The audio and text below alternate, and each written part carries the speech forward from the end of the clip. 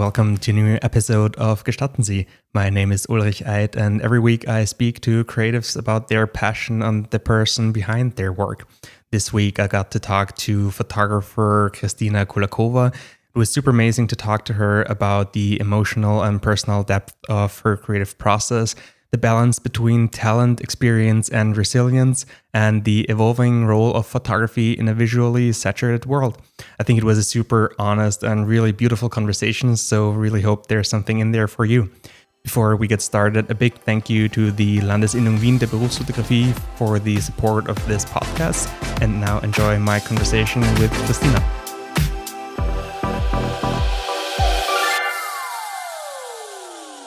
Hi, Kristina.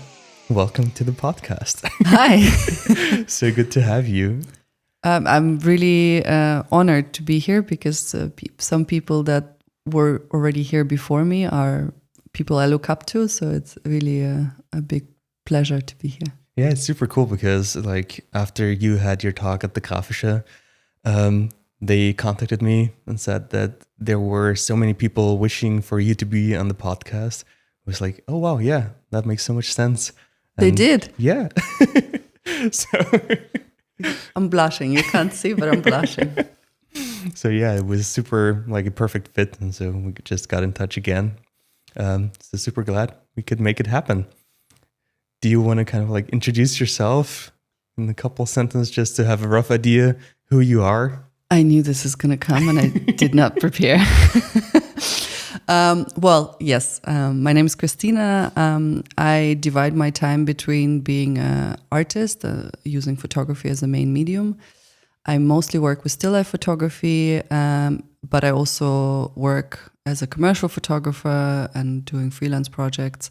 And there I'm a little bit more versatile. So I'm working with still life and product photography, lifestyle, and interior and architecture.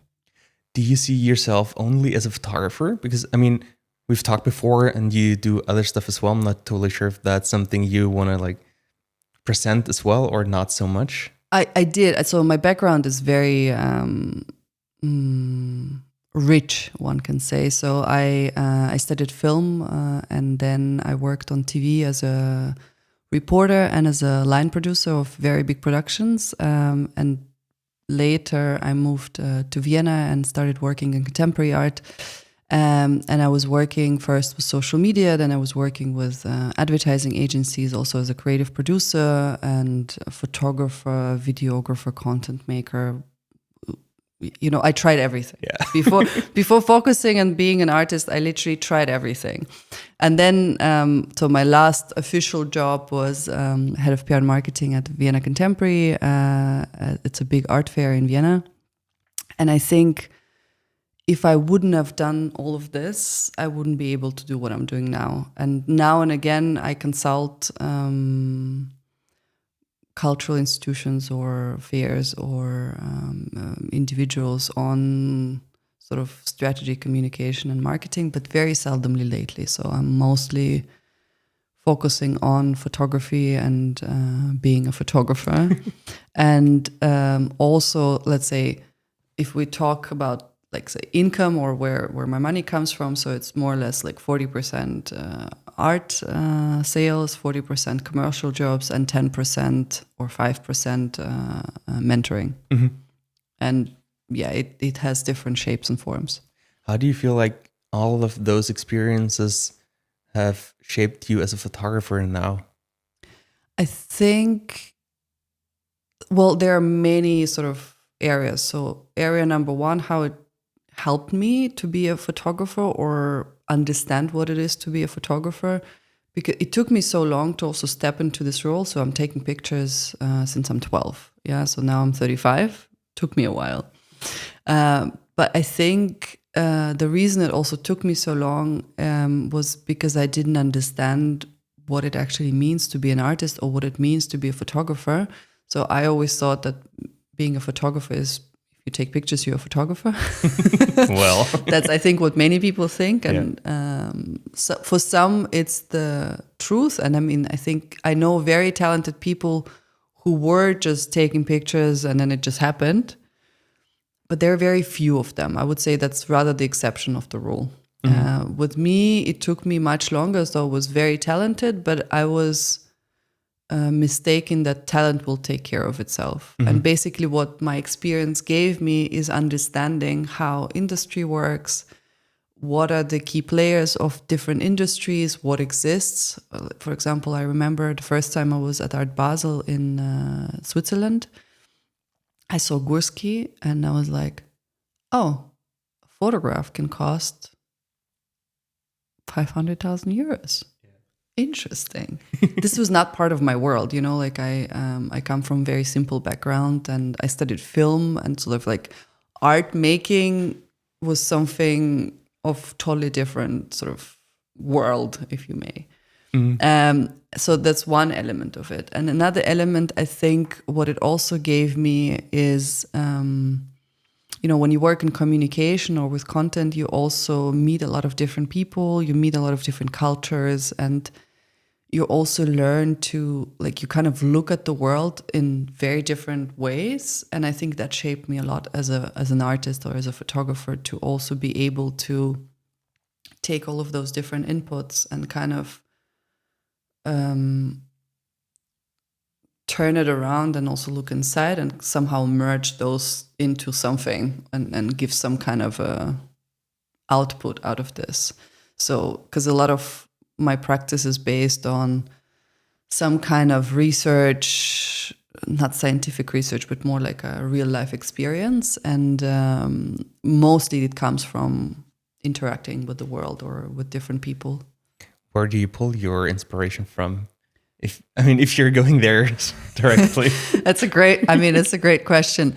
I can say something that I think will piss a lot of people off by saying everywhere, which is not really true.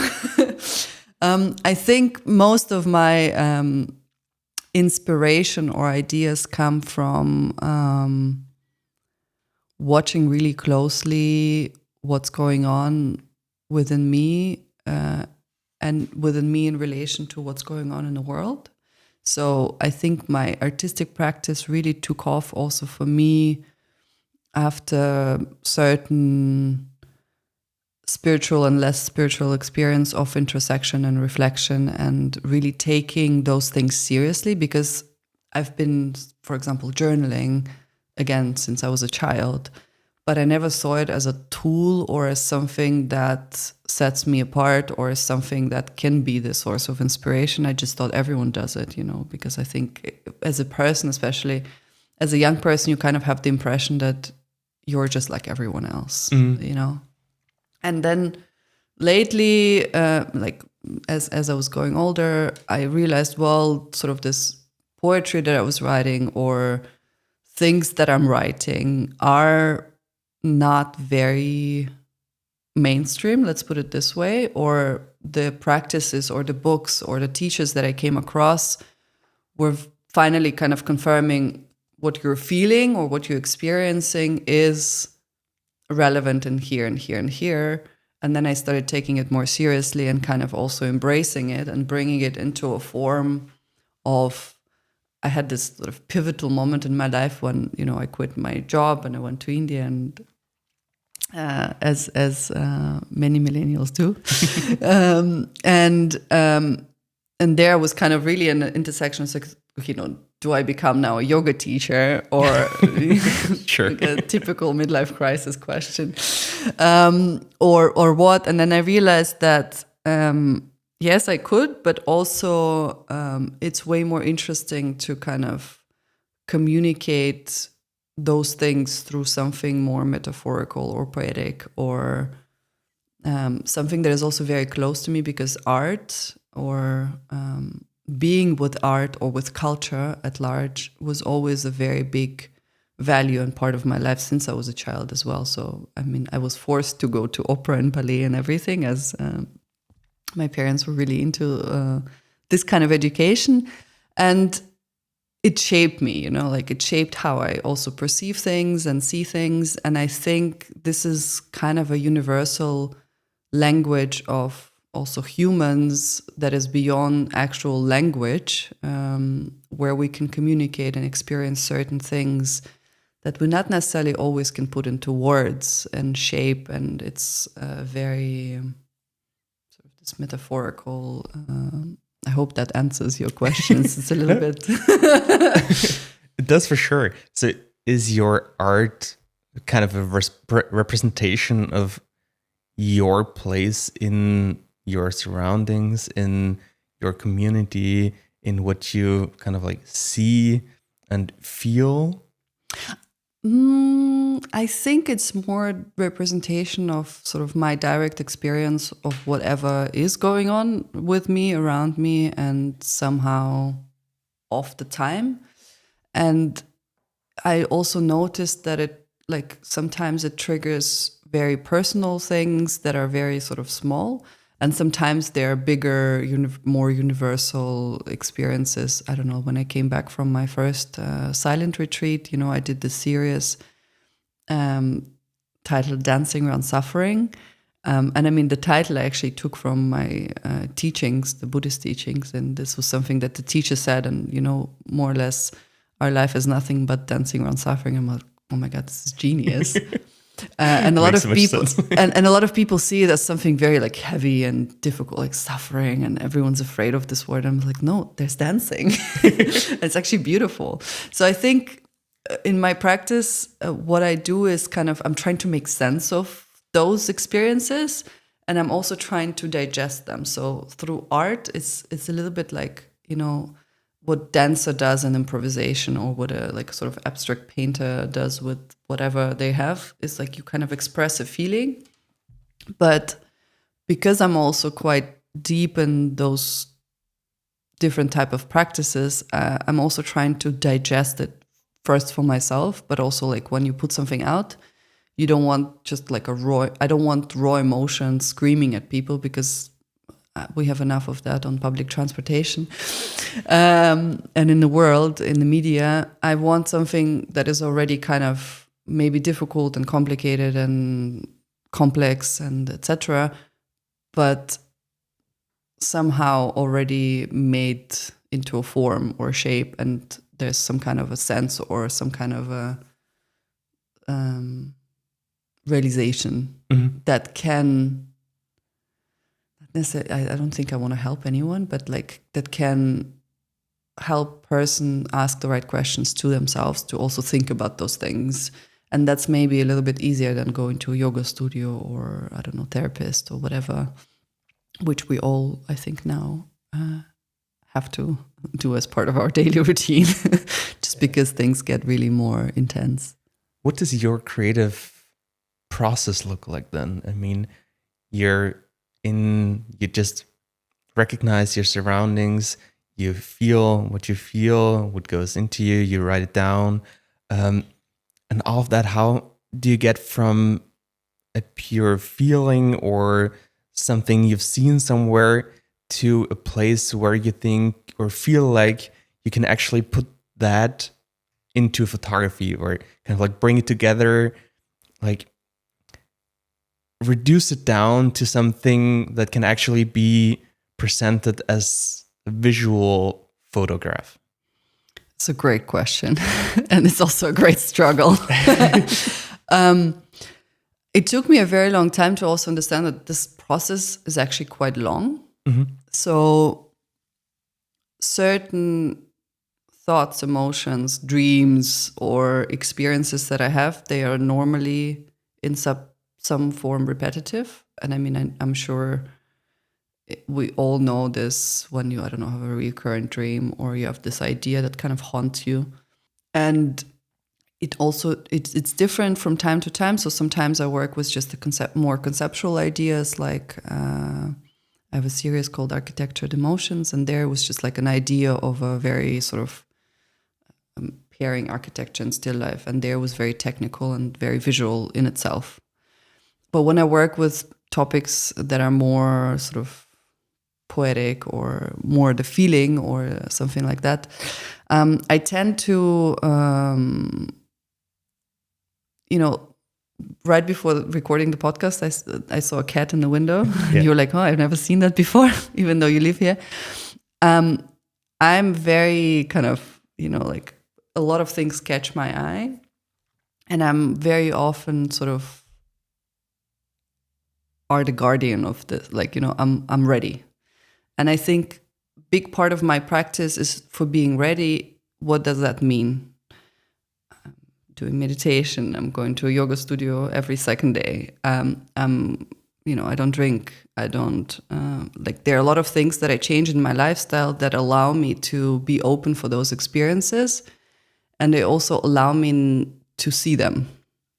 And the most difficult part of this process is actually to not try to force them, because sometimes it's like people say, when the right time will come, you will know, and you're like, what does that mean? But with experience, you really do know. There's some kind of impulse inside of you. There's some kind of pull, or when the idea is the idea, you know it. I can't really describe, but you know it not with your head, you know it with your body. You can't sleep, like it's there, and you have to deal with it and you have to work with it. So the most difficult part is actually to not try to do things for the sake of doing things, is to kind of, but also not to sit and wait for things to happen. Yeah. So you kind of go and throw yourself into experiences and kind of see what it does to you, and sort of actively participate in life. And the way it shapes is, like normally it comes in parallel. You have some kind of a topic that is, I think a good explanation or example is when I was working on a serious trauma bondage. I was experiencing sort of in my private life some kind of weird dynamics with my partner. And I started to kind of, like a detective, kind of try to research that. And I was talking to my parents and what happened. And then parallel to that, I was working in the studio on the series. And I thought they're not connected. So I was just like I brought some stones from Lanzarote, and, they were pointy, and I was pressing them with air balloons. And then I had a mentoring session I had a mentor, and she was a former therapist, now an artist, which is also kind of a funny mix. And she looked at the work that I was working on, and she was like, well, this is obvious. This is whatever you're working now in your private life and you're dealing with, because I told her a little bit, it's right there. This is the picture. And I'm like, in the moment that she told me this, I almost threw up. I was like, no, this is too much. So it's very intuitive to answer that question. But at the same time, it requires a lot of bravery. Because most of those experiences I don't want to go into. I want to be like, no, I want to sit on Instagram and scroll. I don't want to dig into those feelings that are uncomfortable or whatever. But it's always very rewarding, because when I go in there and I'm open for it and I bring it into the studio, it's kind of sort of also my way of dealing with it. And I remember I made a pact with myself of, it was kind of somewhere between India and Brazil, where I said, I don't even know what who I was talking to. I was like, so just like make me an instrument to kind of bring those things into life, because I'm done with the drama, sort of the drama of being a human and going through all of those dramatic experiences in private or professional life. I think we all have enough. So I was trying to also find an instrument for transforming that, and also kind of through that communicating with people. And I think this is how I turned it into a practice. Sounds like very patient. Like it takes a lot of patience. I'm the least patient person you can know. Like, but how's that possible? The whole thing you just explained is you have to be kind of open to taking in things, just letting them sit, don't forcing yourself to deal with it or like progress or whatever. So you have to be patient to kind of like not force yourself to get to an end, but to just sit there with it and let it develop over time. Yeah, you will ask any of my friends, I'm a very fast, I like to think of myself as a very fast person. And normally parallel in my, in my life, there are like 3-5 projects going on, and I'm doing this and I'm talking to this person and that person, and like it's all over the place. And And what I do artistically requires a lot of patience, but also it's also something that I had to learn. And it took me a very long time to also understand that this is actually my artistic practice. It's the waiting part. The waiting part and being patient and thinking, and also this sort of, this is also what did not allow me to step into the shoes of an artist before, because I didn't have that quality. I was very young, I was very ambitious, and being an artist takes time, full stop. And the first couple of frustrations, I wanted to quit and everything. And coming back to your first question, the main reason I'm still doing this is because I tried everything else already. And then I'm like, well, what are you going to do? Like, you're going to go back to TV production? No, I don't want that. Or you're going to go back to PR? I don't want that. So this also kind of helps me to stick to it, because I literally tried every other fun job that I could imagine. Where does the creating art part lay in your creative process, you feel like? What do you mean exactly? I mean, where does the creating art part start? Is it when taking in information? Is it when developing ideas, thinking, letting it rest? Or in the act of actually taking the picture, building the set? Where is it all just part of it together? Where do you feel the most creative in that whole process? That's a very cool question. So before, I would say, on set. But I think set is the final, most technical. It's one of the most fun parts, because I get to be like a child. And sometimes, I remember when I was photographing a series in Brazil, and I was, literally, I went to the forest and I collected some plants and I was building stuff, and there were actually kids around me. They were helping me and playing with it with me. And I looked at myself from kind of a distance and I thought, this is my life. I get to play, and this is I can make things out of it. I think it's all of it. And, remember when I told you in the beginning, when I thought being a photographer is just taking photographs, I think I really misunderstood that part. And sort of being an artist and being a photographer is having the idea, having what it takes to going with this idea, because you never really know where it's going to bring you, because the impulse for the idea is never what you get in the end. And there's always this threshold of frustration when, I don't know, the first hour of the shoot or the first 3 days of developing an idea, sometimes I'm thinking, oh my God, I'm the most untalented, stupid person on earth. It's not possible, because you have this image and you try to recreate it and it just doesn't work. And it also takes courage to overcome this and say, well, it's okay, let's try again. It's a little bit like talking to a child, because the creative part, I think, is the child part, essentially.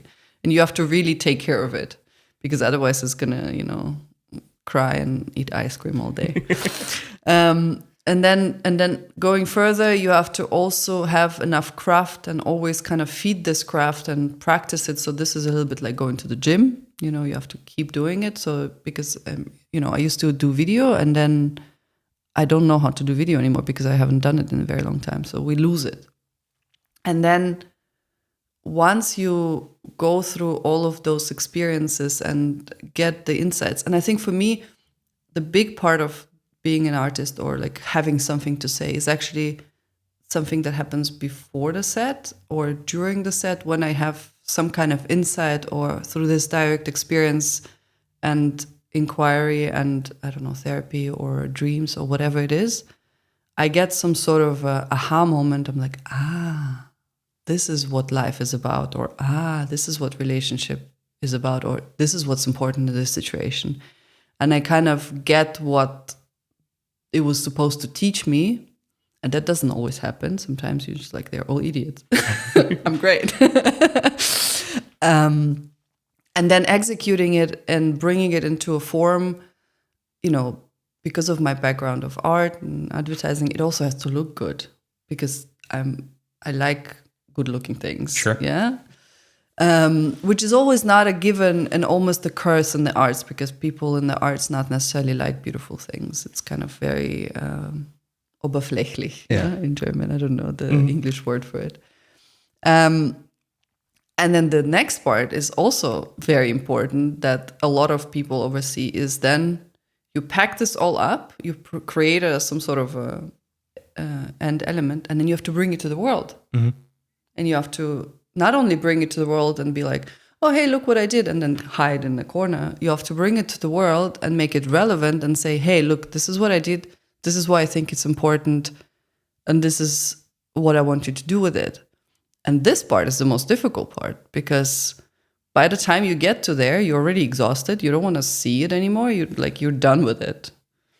And it's a very kind of long stretched process, like up to a year.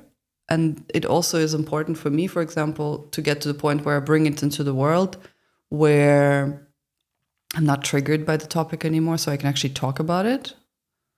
Because like when I had this exhibition, Trauma Bondage, sometimes people will ask me things and I would just like almost cry because it would be so painful.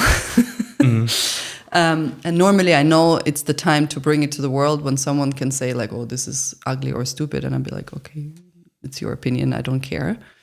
But there's like half a year to a year between the time when I made the photograph and the time when I can kind of judge it and be like, is this okay? Or is it just a bad image? And I think that takes time to do that. And I think honestly, if I could do anything else, I would. I feel like that's what most photographers or creatives. No, because like honestly, I'm not a patient person. Yeah, I don't like to wait. I don't like any of that. In essence, like it's not fun, but it's very rewarding. And I think sort of the true, because when I was going to India, I was looking for purpose, right? So as we all do at a certain point in life, and I think I found this purpose in the definition of purpose is not necessarily where you do what you like and you're never going to work a single day of your life, is go through the life where things might be difficult or challenging or complicated, but then you actually value the process and the outcome. So it's not just the process or just the outcome. It's both. It's a combination of both. And I think photography or being an artist, like actually both. The commercial photography is the same for me. I like both. I like the process and I like the result. Do you feel like the whole creative process is also a process of personal growth then? Yes. In my case, yes. And I think ideally for many people, yes, as well. Because I think this is where we struggle as a creative industry a lot, is because, I don't know, you go to business and finances and there's this education and this MBA and this coaching and this and this. So you kind of have this acceleration of skill and it's very much skill-based. With creative processes, you have a lot of skills that you can learn. Like, okay, you can learn Photoshop, you can learn philosophy, you can learn very technical parts of photography, and sometimes you can learn design thinking and art making and stuff like that. But nobody teaches us how to listen to ourselves. Nobody teaches us how to take ourselves seriously or take our ideas seriously, and sort of how to navigate those frustrations that I was talking about, or how to kind of go through those challenging processes for the sake of the art. Like one of my teachers said, as an artist or as a creative, you're not you shouldn't become too egoistic about it. It's not you who's creating it. And I feel it very strongly. You're the manager of your talent. You should become the manager of your talent. And it makes so much sense to me. So you have this gift that is there, and you have to nurture it. You have to feed it. You have to take care of it. You have to train it, and you have to also bring it to the world and make it available. And a lot of times, I think, because we are as creatives kind of identify ourselves with what we do, and I mean, it's a normal human thing to do. So I am the photographer, meaning if I made this picture or that picture and it's bad or people don't like it, that means I'm bad. And I think there's not a single school in the world where I saw this being taught or I saw this being talked about. And of course, it's been now a little bit more on the surface with therapy becoming more available, or with different sort of spiritual teachings also being a little bit more in the front, because we have a huge crisis of meaning and purpose and all of those things as a humanity. It's not just a creatives problem. But I think creatives always had a little bit more access to this sort of universal, I don't even know what exactly it is that we have access to, but we do have more access to certain things and experiences and ability. And we have to make it our job to learn how to express it and bring it to the world. And I think the problem of the creative world is that we don't know how to deal with those struggles of life. And very often we get stuck in this sort of infantile, childlike state of creativity, which is very fruitful. But you have to also eventually go into the shoes of a producer or a grown-up and be like, okay, now this child has to be, dressed and presented and nurtured and fed and, rested and all of these things.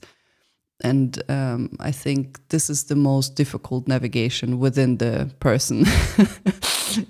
How do you deal with the part of not identifying solely by your art? I think here what's very helpful for me is my background, because I tried many different things and I can kind of switch between them a little bit. My recipe is just to never do just one thing. Because, I mean, also I think in the current state of the world, it's the healthiest thing to do is to have different incomes, streams. But also from the perspective of identity or kind of this moving through life, because, today I'm an artist, tomorrow I'm a girlfriend, the day after I'm a yoga practitioner, and the day after I'm meditating, and the day after I'm doing whatever, I'm going to the opera, and et cetera, et cetera, et cetera. And through that, if you alternate often enough, if you fail in one, it doesn't crumble your world. Because most of the time, a lot of crises happen when, I don't know, we get through a divorce and our life ends because most of the time we were identifying through this relationship or etc. Same with work, yeah. So you have a job and you're really good at it, and then, I don't know, you get fired or whatever. There are no more jobs coming in. And then you go into this downward spiral of, I'm a photographer, I have no jobs, means I'm a bad photographer. Yeah, it's very easy, logical progression for the mind. Of course. It's not true. And I think for me, what really helps is to really switch between. So, okay, like now I'm doing commercial photography. I worked on my website. I did a commercial shoot. I delivered something that the client liked. I got the money. Amazing. Then I'm doing art. Today, someone bought my work. Tomorrow, nobody bought my work. The day after, nobody came to my talk. The day after, full house at the opening.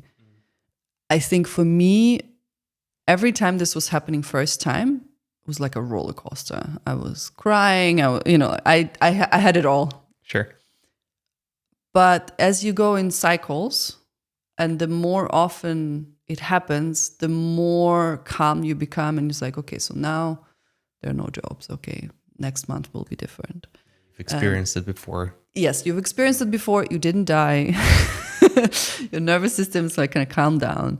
And I think a lot of those things come with experience. And for me, alternating and sort of finding confirmation of being good at something.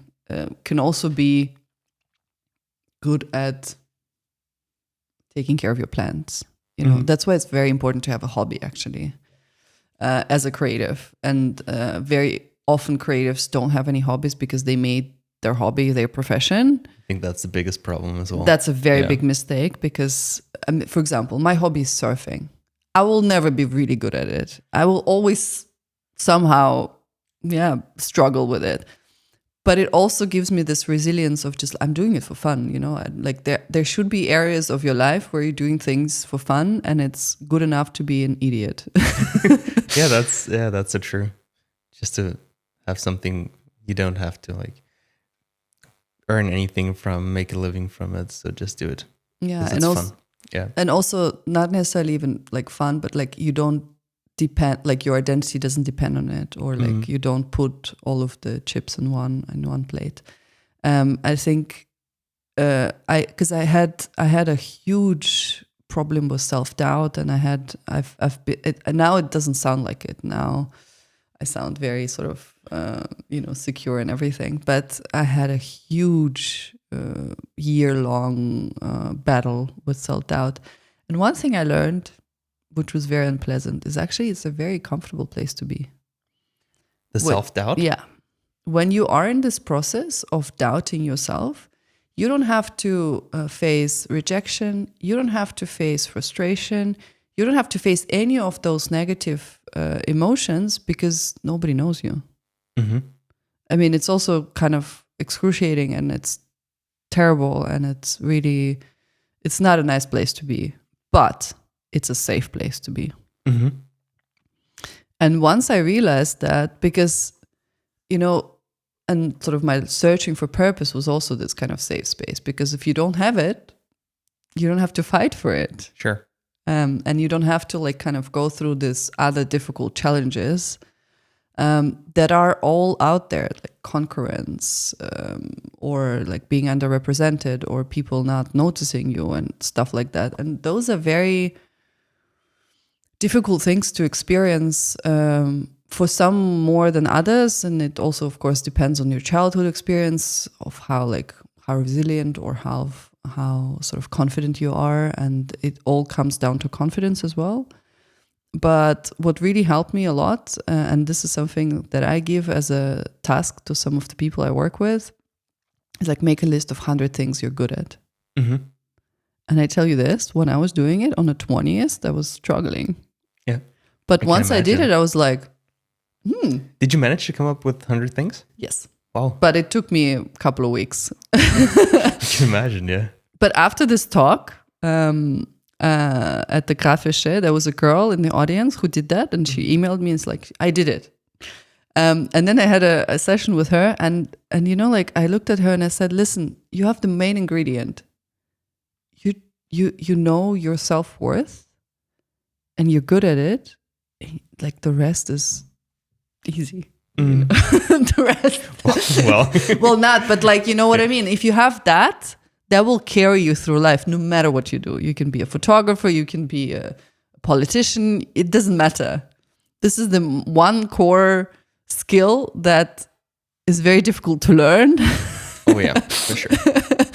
And also like if you have to train it, but like, some people are like naturally strong and some people are very weak. And I was very weak in that. But I was also always very stubborn and ambitious. And recently I realized that one of my core sort of foundations to which I could always lean into, I was always thinking that it's like profession, and it's not. It's actually ambition. And the ambition is a mixture for me of sort of this kind of a little bit of pride of like, okay, I can do it better than others. Mm-hmm. And it's can be very negative, but can also be very positive because it doesn't let you suck at something. So you kind of like, you see it and you're frustrated and you try to get better. And ambition drove me to places where I wouldn't accept things that I thought were not, I was like, I want to be here and nowhere else. Yeah. Not because I deserve it, but because this is what I want. This was the kind of also the broken part of like, do I deserve it? Am I good enough? So this is where it started to break. But because this is what I want, was so strong, it really carried me through things and through those frustrations. Have you ever struggled with imposter syndrome? Oh, yes, all the time. Because that's kind of like what I've heard from that as well. But for me, you know what I Learning learned? your self-worth and how you got there. You know what I learned also when I don't have imposter syndrome anymore. Mm-hmm. I had a huge one in any other job that I had. And you know why? I thought, like, my conclusion was when I was doing different things, I was never doing them 100%. I was always doing them like, say, 90. And I was leaving this 10% to like, if it doesn't happen, means I didn't want it so hard. Mm-hmm. Well, I didn't care. I don't care. Is this dishonesty of, like, this is what I really want? Because if you commit 100, it's the same in the relationship. If you commit 100% and something bad happens, you have to go through frustration, grief, disillusionment, and all of those things. And I was trying to like kind of protect myself from it. So, but once you don't go 100%, you can't own any result. Mm-hmm. You can't possibly be happy for it either, because you know what I mean? Like, you're one step in, one step out. Mm-hmm. And once I went into photography and being a photographer full time, because I'm self-employed parallel to the main job since 2016, so almost 10 years. But I was always doing it kind of like, you know, if someone wants me, I do it, but I don't try too hard. I try a little bit, and I never could own it. It always felt like it was just luck, or like it was never me who did that. And when I went into this full time and there was no other safety net, you know, I didn't have any other jobs. I was really doing it only this. And I had to face the moment of like, oh, what am I going to pay rent with? Or how am I going to manage this, you know? And after a couple of times of those, I don't have any imposter syndrome anymore, because I own this, because I know that I really went through highs and lows. I mean, and I think this is why our generation doesn't get married anymore. But now I understand those vows, you know, through health and sickness. So this commitment, I think, to a profession is very similar to this contract that you sign when you get married, because you kind of commit to say like, okay, I have what it takes and I'm going to be there for it. Mm-hmm. Yeah, it makes a lot of sense. Yeah. Yeah, for sure. Some people kind of try and take themselves back and not 100% commit because, I mean, yeah, self-employment, especially in the creative industry as artists, really sucks sometimes. And there's so many insecurities with it. So trying to kind of like... Especially in Europe.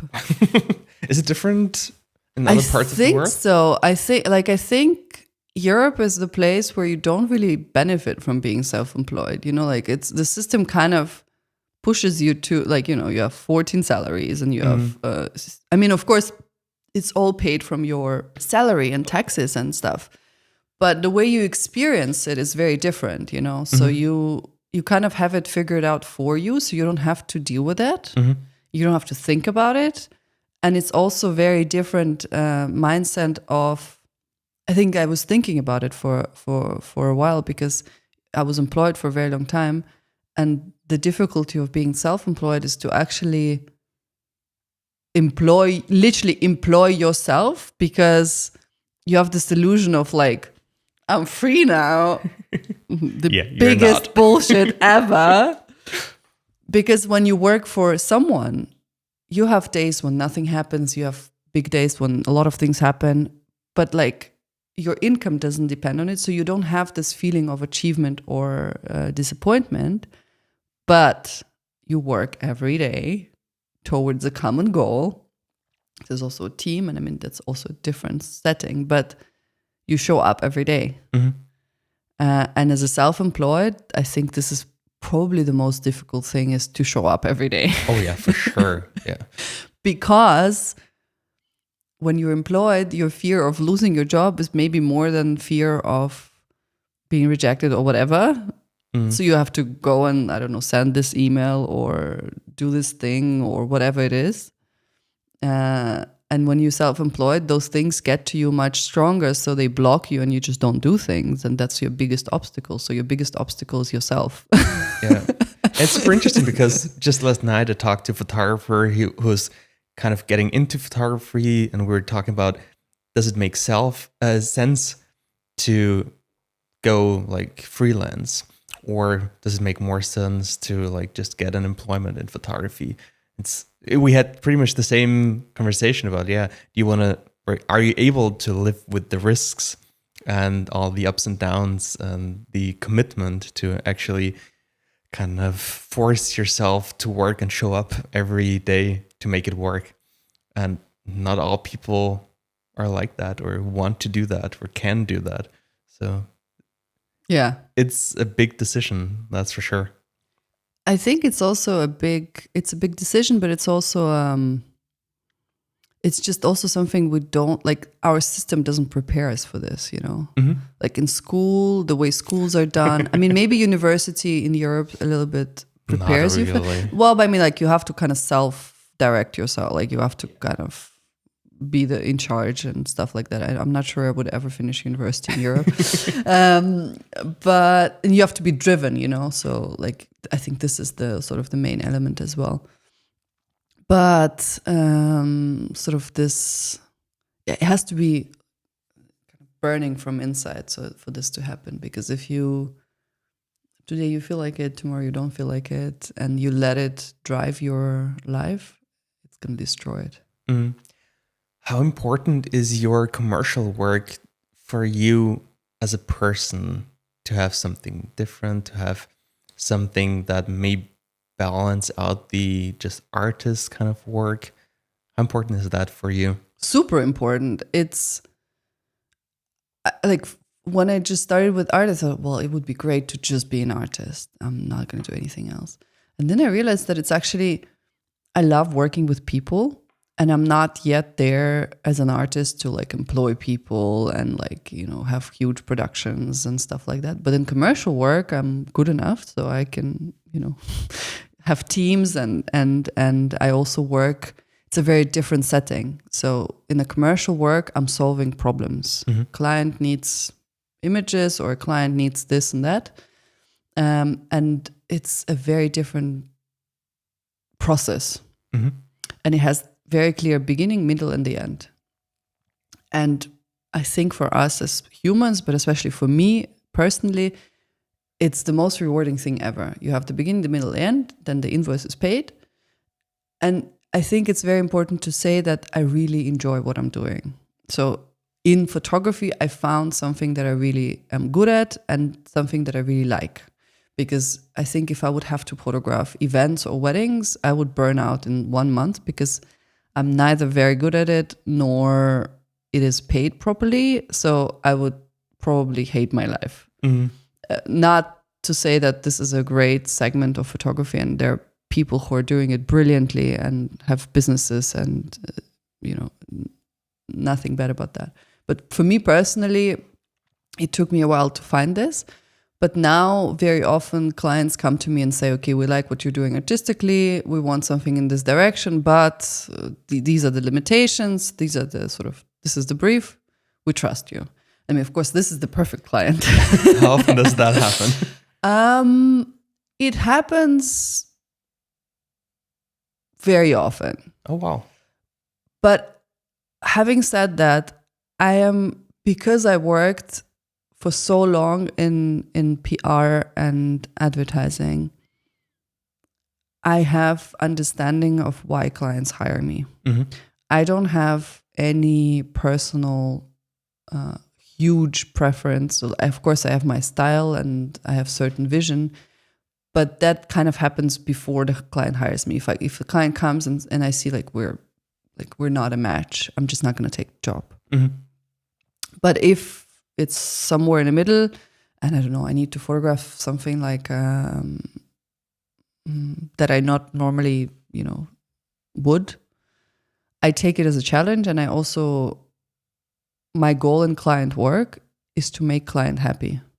That's not to fulfill my creative ego, not to fulfill my ambition, Sometimes, like if that matches, that's perfect. If I have an idea to photograph dogs and the client comes and they work with dogs, this was the case last year, it's a perfect match.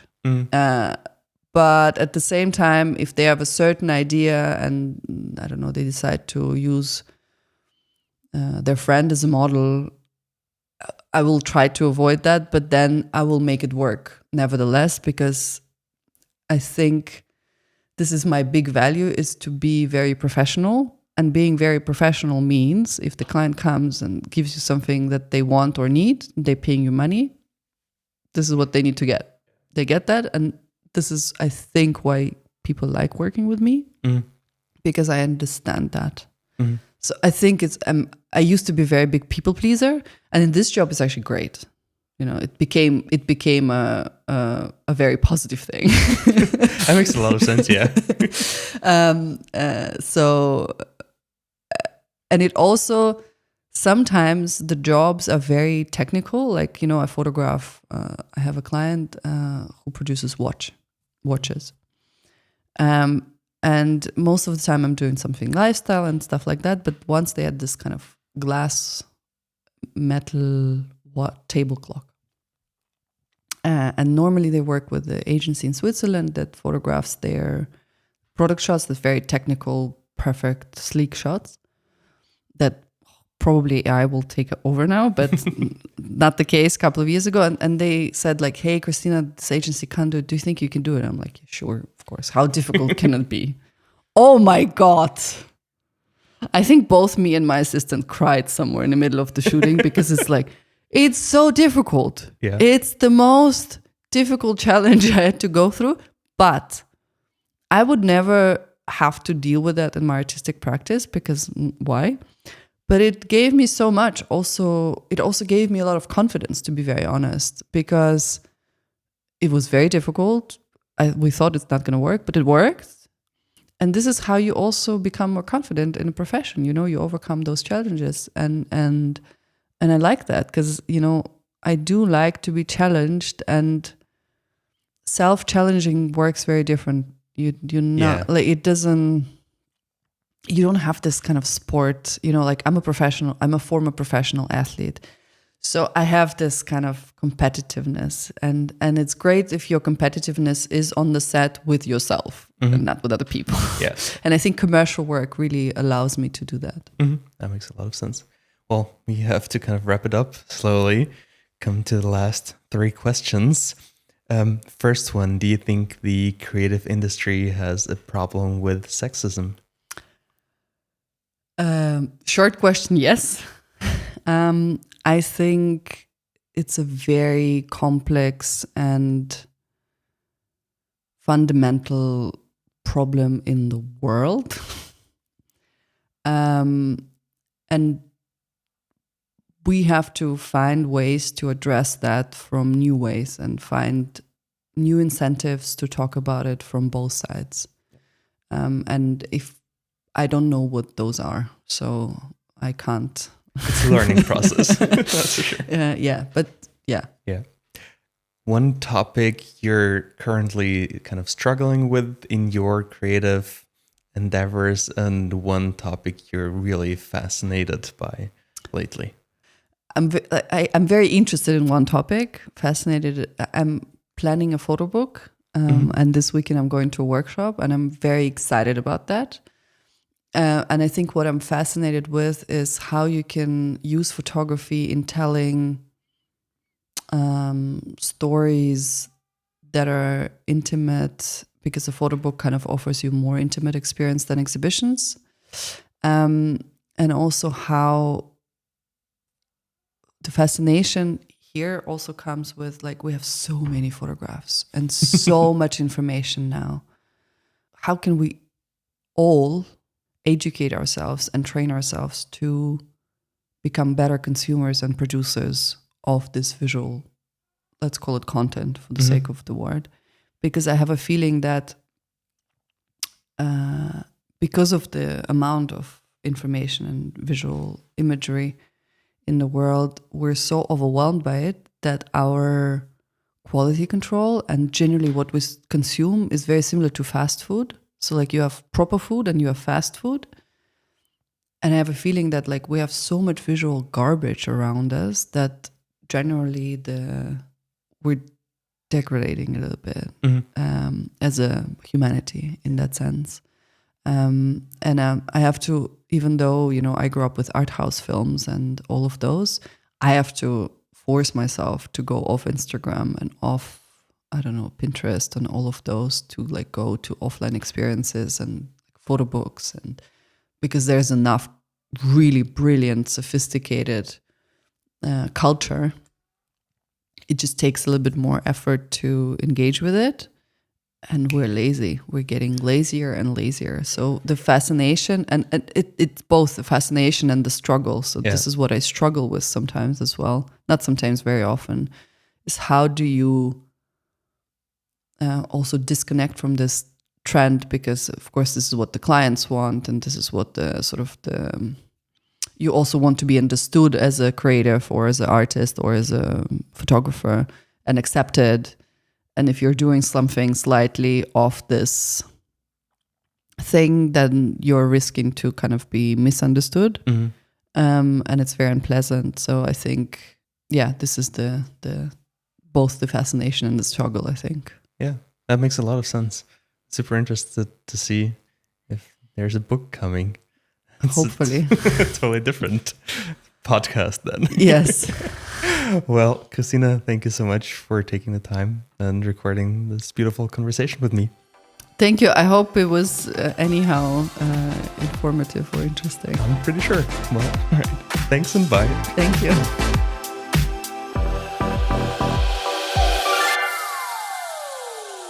Yeah, that was my conversation with Kristina. Thank you so much to her for taking the time and just sharing her experiences and thoughts with me. It was a really beautiful conversation. I really hope you got to take something out of there for you as well. If you liked the episode, make sure to give it a 5-star review and follow the episode. Would support me a lot. And at the end, as always, thank you so much to Male Kolumna for the cover and Belinda Thaler for the jingle. See you next week. Bye.